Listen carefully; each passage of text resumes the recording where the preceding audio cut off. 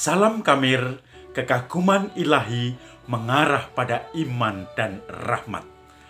Saudara-saudari yang terkasih, sekarang banyak ibu-ibu, bahkan romo-romo merawat atau memelihara aglonema, tanaman daunnya indah-indah itu.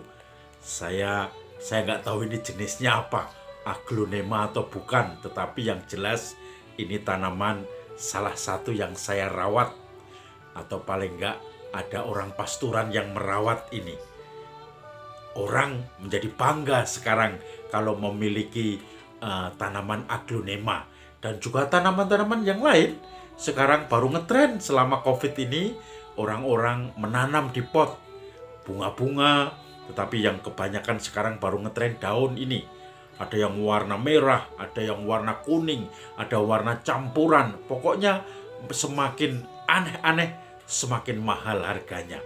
Nah ini, tetapi saya lebih tertarik yang ada bunganya. Tapi sayang ini sedang tidak berbunga. Biasanya kalau berbunga warna-warni, ini ada yang kuning, ada yang pink atau ungu, dan ini lengkap. Tetapi ini sedang tidak berbunga. Ya sayang, Anda semua tidak bisa menikmati. Seger-seger semua karena disirami setiap hari. Saudara-saudari yang terkasih, saya tidak berani memotong ya. Coba saya bayangkan, atau kecil saja, kalau ranting ini dipotong, kemudian apakah dia tetap bisa seger kalau rantingnya tidak melekat kepada dahan atau kepada pohon itu sendiri, kepada pokoknya. Ini yang utama pohonnya. Coba ya kalau dipotong. Tetapi saya potong yang sudah kuning saja. Ya, ini misalnya. Nah, apakah ini kalau terpisah dari pokok pokok pohonnya, apakah bisa tetap berbunga, tetap mempunyai daun yang segar? Tentu saja sudah kering karena tidak ada lagi air, makanan yang diserap dari tanah, dan dia lama-lama akan mati. Nah, saudara-saudari yang terkasih, Injil hari ini juga bicara tentang pokok anggur. Yesus mengatakan, "Akulah pokok anggur dan kamu ranting-rantingnya.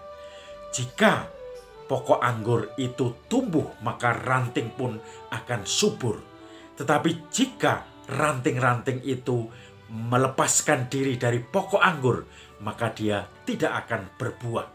Dia akan kering, bahkan daun pun tidak akan muncul karena makanan, sari-sari, semua kekuatan, daya untuk hidup sudah dipangkas, sudah mati, dan tidak akan berbuah anggur, tetapi hanya berbuah kekeringan dan meranggas. Daunnya lama-lama mati dan ranting itu pun hanya akan dibuang dan dibakar saja." Saudara-saudari yang terkasih, Yesus memberikan perumpamaan kepada kita dalam Injil ini bahwa apalah kita ini di hadapan Tuhan. Kita tidak bisa berbuat apa-apa tanpa melekat pada Tuhan, tanpa menyerap kekuatan-kekuatan dari Tuhan, yaitu sang pokok anggur sendiri. Saudara-saudari yang terkasih, jarang harus melekat kepada pokok anggur itu sendiri.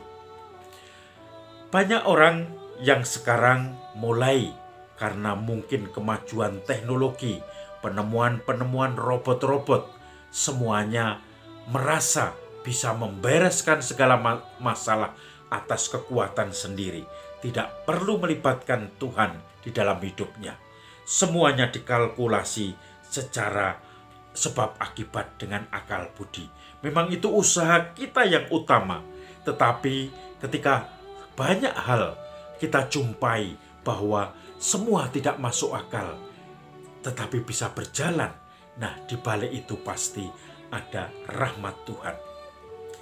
Dulu ketika saya SMP Negeri 4 Yogyakarta, waktu itu salah satu guru saya, namanya Pak Kus, itu guru agama.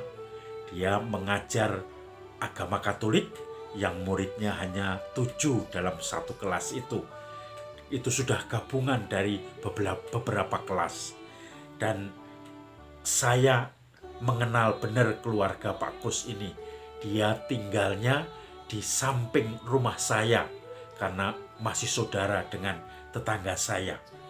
Pak Kus itu anaknya banyak, padahal dia kerjanya hanya guru honorer agama Katolik di beberapa sekolah dan juga mungkin usaha-usaha lain serabutan.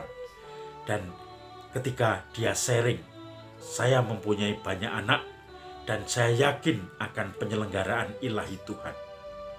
Dan yang membuat saya heran sampai sekarang adalah anaknya bisa sekolah, bisa kuliah dalam pendidikan juga tidak ketinggalan. Walaupun hasilnya ada yang bagus, ada yang biasa saja, tetapi semua bisa sampai dengan kuliah dan akhirnya bisa merasakan bagaimana Tuhan yang mendampingi. Kalau dihitung kalkulasi dengan akal budi, dengan administrasi manajemen modern, gaji sebesar itu tidak mungkin untuk menghidupi keluarga dengan anak yang banyak dan juga pendidikan mereka. Tetapi di luar dugaan ini terjadi dan semua berjalan dengan baik. Segala usaha, segala kekuatan dan akhirnya semua ketika sudah menjadi kesimpulan, sudah menjadi hasil atau buahnya, hanya dikatakan campur tangan Tuhan.